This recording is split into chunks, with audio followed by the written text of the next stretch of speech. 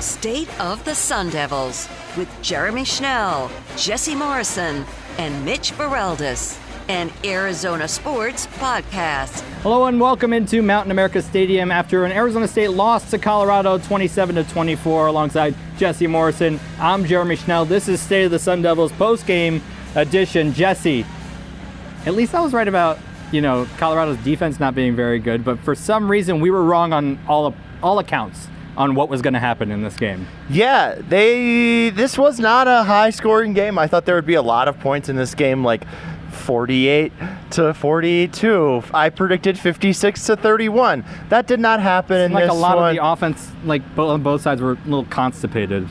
There was a lot of missed throws by both quarterbacks. Exactly. And then on the Colorado side, and we'll get into this in a little bit more in a little bit, ASU really got after Shedeur Sanders, which I did see happening in this game.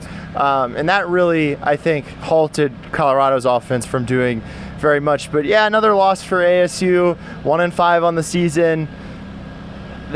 Again, as Kenny Dillingham talked about in his post-game press conference, they're looking like a team that could win some games, but they just haven't won that game yet since the FCS game against Southern Utah, which they won by 3 points. So the mystery remains if they will win another game this season. 1-5 is a pretty tough start.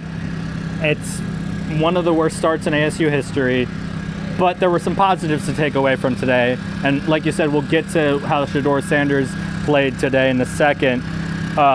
We can get to it right now. ASU kept Shedeur Sanders in check. 5 sacks on the day for ASU's defense, 2.5 by Prince Sorbra. Jesse, ASU seems to have found its mojo on the defensive line. If every other aspect of ASU's defense and offense can play as well as the defensive line is playing right now, this could be a pretty good football team. Yeah, they still didn't stop the run as much as they should have. I didn't understand Colorado's game plan in this game. When they would run the ball, they were having some success, but they were just throwing it. And Shedeur wasn't even sharp when he did have open receivers until that final drive of the game when he completed that long pass that set up the field goal.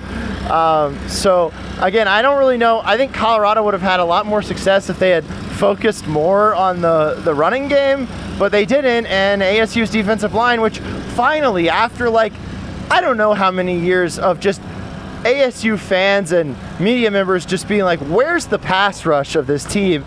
ASU is able to get after the quarterback, and 5 sacks is what it was, but there was also one play where Shedeur was tackled for no gain, so close to a sack. Just a really good performance by the defensive line. In total, I'm trying to do the math here on players with rushing attempts, because for some reason it takes away in college football, it takes away sack yardage. So if you go in total 58 plus 16, what's that, Jesse, for their rushing yards from their 2 running backs today? That would be 74. So 74 total yards rushing today from their 2 running backs on only 17 carries. Yeah, again, you got to run the ball 30 times against this Arizona State team, because as they showed against Cal, as they showed against USC, they can't stop the run. And I don't really know what Colorado was doing. Colorado, not very good. That's what I'm going to say here. Colorado, not very good. They beat Shedeur Sanders seemed pretty frustrated with his teammates today. There was a time in the second half where he was just sitting on the sideline all by himself. Yeah. I don't know what that was, but he was just sitting. A quarterback's coach, I believe, was sitting with him at first, and a couple other players, and then they just left him alone, and he just had his hand in. Enough of that, too, because, again, yeah, he was under some pressure, but he also just missed some throws, and that is totally on him. So, I don't like that. He had a personal foul today, an offsetting penalty, which Coach Prime seemed to be pretty upset with him for. I wouldn't blame him for that. It seemed like he was frustrated and just letting out his frustration after what seemed to be his worst game of the season, probably outside of the Oregon game. Yeah, Colorado they've got some talent. They've obviously turned things around quicker than Arizona State has. But I feel like they were also set up to turn things around quicker than Arizona State has. I mean, Deion was kind of prepped to bring in a really good team right away. Kenny Dillingham is building this program from the ground up versus just kind of, I guess, just, teleporting a team that was already really good into, another program. So, again, Colorado's fine, but very undisciplined. As we saw some really bad penalties. There are bad penalties by both sides, I will say. ASU, again, they got to clean up on the bad penalties because that was something they were doing well a couple weeks ago, is not getting those penalties. But both teams had bad penalty issues. So, yeah, Colorado, they're going to be a 6-7, maybe an 8-win team. But they're not great, and they showed that again. ASU is just a little bit away. If they can just make a few more plays, and if they can have a little bit more, a better decision making, I feel like there were some decisions that again I didn't like from Kenny Dillingham, and I would like to see some different decisions that he would make. This team could very well be 3-3 right now, rather than 1-5. Yeah. Just a couple plays that they've missed. And let's get to the offense real quick, Jesse. Before we get to Trenton Bourget, I want to go over some of the decision-making from Kenny Dillingham and his offensive staff. There was a play specifically in the third quarter where it was 3rd and long, and they decided to run the ball. Early fourth quarter. 3rd and 6 from the ASU 29. Kenny Dillingham decides to run it up the middle with Cam Scadaboo, who he said was sick during the week, a little banged up as well. Did not have his best game today as far as running the ball. Again, you could argue that he's the best punter on the team. He had some great punts out there today. But as far as just that play call, that deep in your territory, you've got to throw it there. And then they were lined up to go for it on 4th and 3. They were always lined up to go for it today. Yeah. They were lined up to go for it on 4th and 3. And then that was wiped away by a penalty. So you can't, I'm sorry, I'm vehemently opposed to running the ball on 3rd and 6. 3rd and 6 is not a running down. Not a thing. And then did not go for 2. Kind of understandable after Kenny Dillingham explained it after the game. Did not go for 2 after the touchdown that eventually would tie it after the PAT, Jesse. Kenny explained it as they didn't go for 2 because there was so much time left on the clock that Colorado would probably go for it on be more aggressive going down the field. And they felt like they would give Colorado too much time to score, which they ended up doing anyway. Yeah, there was too much time on the clock to go for it there. Like, or go for 2. If you get it, that's great, but there's still time on the clock for them to score. If you don't get it, then you're going to lose. And there's no real reason to go, but they probably did score a little bit too early. It would have been better if they had scored with like 15 seconds left versus 54 seconds or however long it was left in the game. I will say this. Kenny Dillingham coached circles around Coach Prime today. Oh, yeah. In terms of making him use his timeouts, trickery. I believe Colorado had to use 3 or 4 timeouts on defense today. Yeah, Deion Sanders burned all 3 of his first half timeouts in the first quarter. Kenny Dillingham totally blindsided Coach Prime and the Colorado staff on pooch punt situations. Yeah, pooch punt situations. And there was one time when they were coming out of timeout, Jesse, and I think they called timeout because ASU was lined up to go for it, and then the offense started running out on the field, turned around really quick, and then the special teams came out on the field. So Colorado did not have the right personnel on the field. They had a defensive set, no one back to return the punt.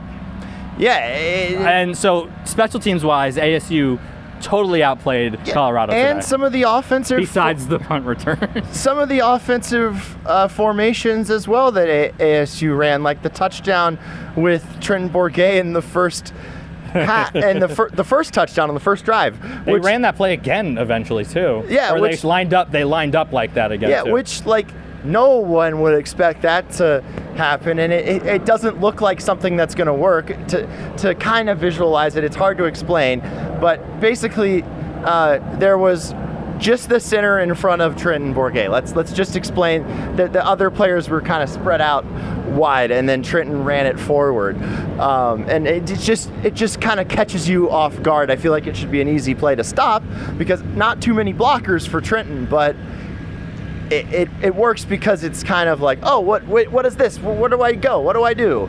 And so yeah, Kenny Dillingham, really good coaching job in this one. Just came down to a couple decisions, a couple missed throws. Trenton Bourget as well. Can we get into that, Jeremy? Yes, that's what I was about to say. Trenton Bourget, 32 for 49, 335 yards, a touchdown. He ran the ball a couple times too, and a couple plays where he juked out a defender. Looked pretty good, honestly. I think that this was probably his best game of the season. Not a lot to work off of, obviously, because he came in for the Oklahoma State game, only played a couple drives, and then last week he threw over 300 yards as well. I think today was his best game of the season. Still a few plays that you think that he would want to have back, but he looked pretty good out there today. Yeah, he looked pretty good, and I don't know if this is a positive or a negative from Trenton Bourget. ASU could have had more success if he had not overthrown his receivers sometimes, which last season I would have never said that. Trenton Bourget's arm strength surprised me today. Now, maybe that's not a good thing, but he definitely doesn't have a noodle arm, so there's that. That's cool, I guess. There was one third down where he threw it to force in the triple coverage into Elijah Badger, and it was way underthrown. There was that, but he had like four overthrows that I counted, and I was like, that's new. So that's kind of my rating of Trenton tonight is, he should be the starting quarterback for the remainder of the season. I don't. False. I don't think Rashad. I don't think you should bring back Rashad this No, year. I think. No. You don't want to force. You don't want to force him back. You don't want to possibly, leave him up to possibly getting injured again. When you have 2 more games to get him experience, right? And it won't count toward his eligibility. Why not play him? Again, ASU has no chance of going to a bowl game this year. That is not allowed by, self-imposed bowl ban. So why not play Jaden Rashada and see what he can do and give him more experience so he's prepared for next season? Again, I think if they had him in a couple of these games, it might have been a different result. So, again, I mostly liked what I saw from Trenton Bourget tonight, but Jaden Rashada, you've got to give him a couple more starts. Now, I don't know about Territorial Cup. You might want to give that to Trenton. I don't know what he's decided on.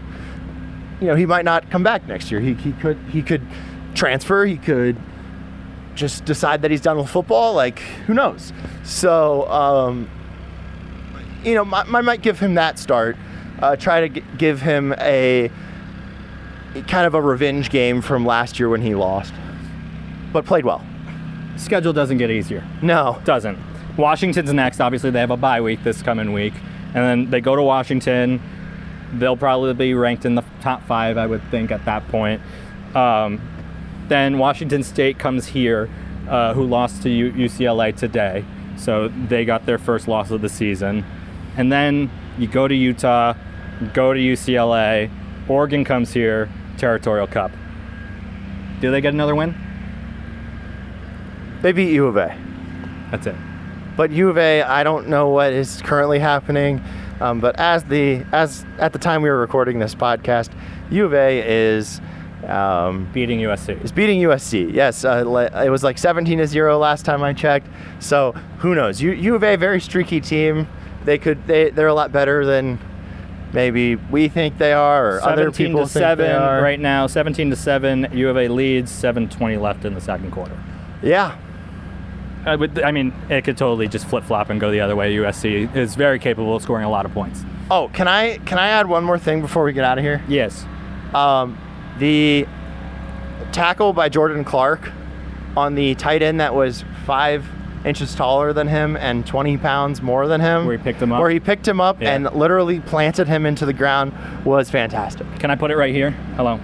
I might have the video. It might be right here. Might. Let's not promise anything, though. Yeah. I think Washington State is beatable. No. It'll be here. I think that's a winnable game. We'll see. No. ASU, I don't see it. Always does well at the Rose Bowl for some reason. So they always do well and then lose a close one. Yeah. So by the way, DTR not good in the NFL.